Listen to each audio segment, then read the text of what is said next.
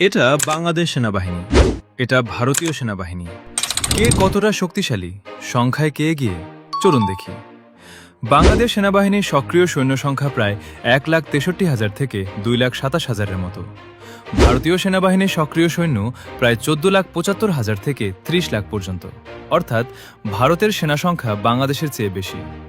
বাংলাদেশের সেনাবাহিনীর বাজেট প্রায় $4.1 বিলিয়ন, ভারতীয় সেনাবাহিনীর বাজেট প্রায় $78 বিলিয়ন।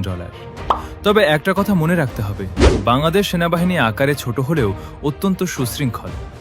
জাতিসংঘ শান্তিরক্ষা মিশনে বাংলাদেশের অবদান বিশ্বে অন্যতম সেরা। তাদের প্যারা কমান্ডো বাহিনীও দক্ষিণ এশিয়ার অন্যতম শক্তিশালী স্পেশাল ফোর্স। অন্যদিকে ভারতীয় সেনাবাহিনী বিশাল, আধুনিক এবং বহুমুখী সক্ষমতা সম্পন্ন। সংখ্যা, অস্ত্র, বাজেট ও সামগ্রিক শক্তিতে ভারতীয় সেনাবাহিনী অনেক এগিয়ে। কিন্তু বাংলাদেশ সেনাবাহিনী তাদের সীমিত সম্পদ দিয়ে দক্ষ ও প্রতিরক্ষামূলক বাহিনী হিসেবে পরিচিত। ভিডিওটি ভালো লাগলে লাইক দিন, কমেন্ট করে আপনার মতামত জানান।